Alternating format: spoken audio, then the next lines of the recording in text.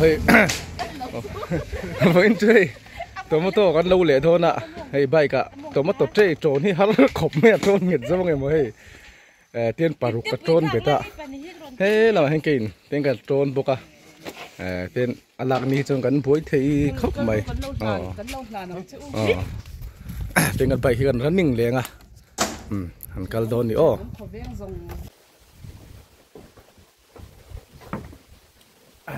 tôi tụm chú các chân này là cái lâu đồm lại rất chưa vào tomato vẫn lâu đô nè vẫn tomato thì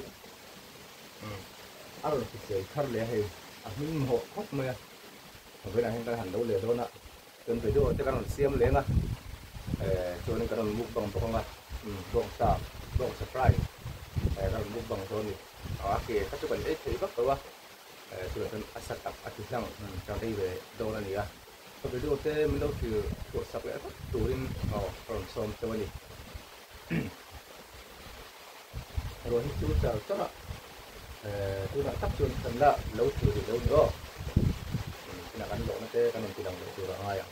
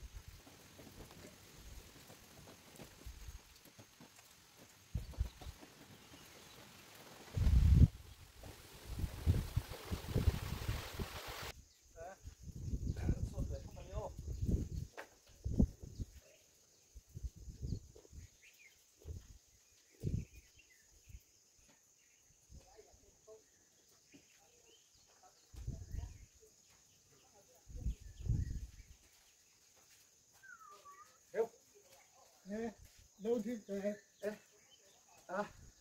hey chúng chưa thế nữa gì à bucket bạc khao lì mua cái tiền bạc cái khai mua nha ôm mấy trâu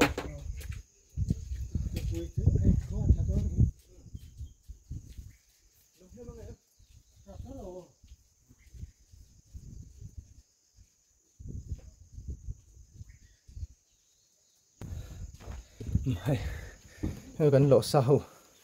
ăn bún đòn thì tiền ô tin này sao đòn này lẹ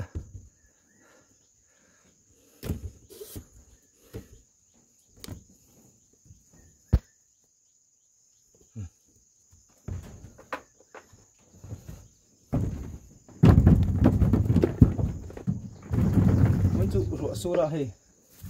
tomato thì nhà hũ được tắt rồi à chụp phải lắc ở ngay đó nữa tomato chú hay khai thum cần đâu à tomato thì sang khá nên mình lấy thấy đâu nữa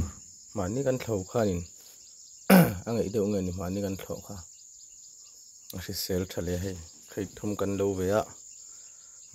lòm ống khóc mày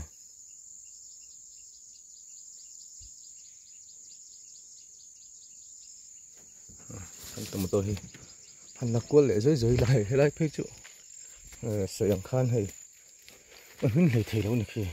hắn là mình đâu rồi mà đây tiếp bộ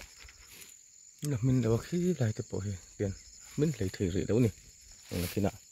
mình về để mấy tủ rạng ai không tải chân để ôm về hay tiền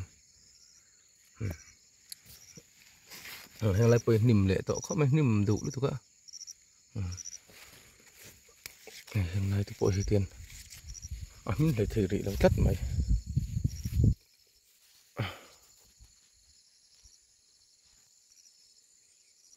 cái nào là mình sầu rất đủ đã ngay không nó lại với chuồn trụ tomato salt mà hay bông sa cái này đó nè lò mắm lé nè tomato chừng mà nè boksa bong sa jang ti fry ei dona ti don khop mai tong trai ma sanga mai don ni o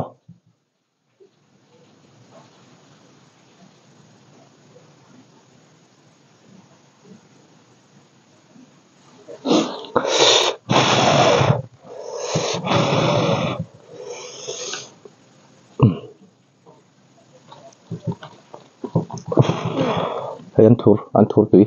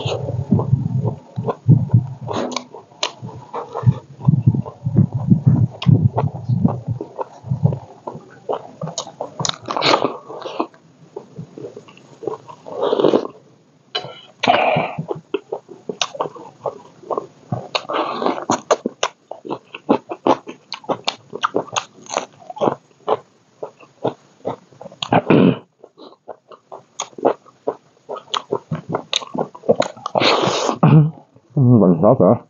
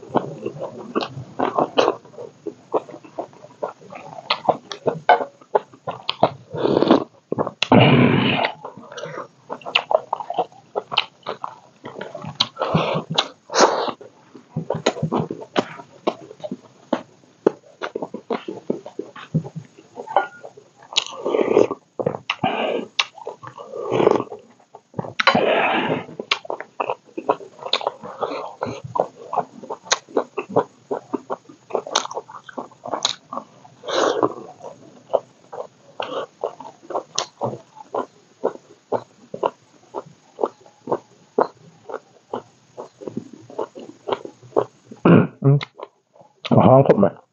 buông thật đi rồi ok ai chuẩn tí đi rồi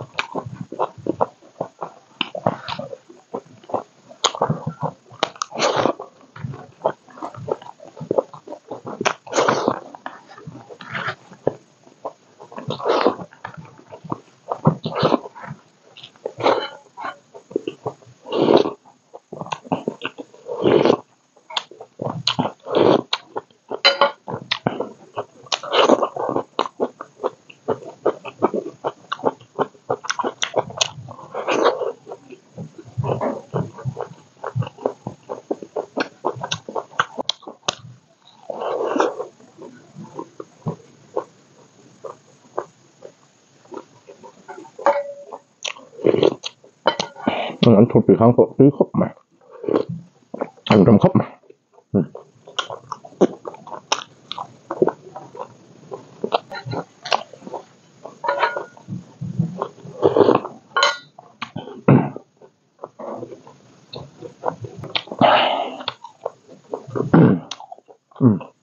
hả cặp vua khóc mà cho anh mình lẩu kêu thuyền tu thế chung ạ thì đúng tăng lòng thủ còn sợi lẹ cho nên các cái đùa thế đầu entry mình là subscribe lâu thế nên chuan mình subscribe từ đến số các chỗ này ngắt tóm nan anh cho vay bye bye vek ole cho nên abik takin mà thani mình cái vok tập buông sẽ mình sponsor tu mà thani bye bye lâu mẹ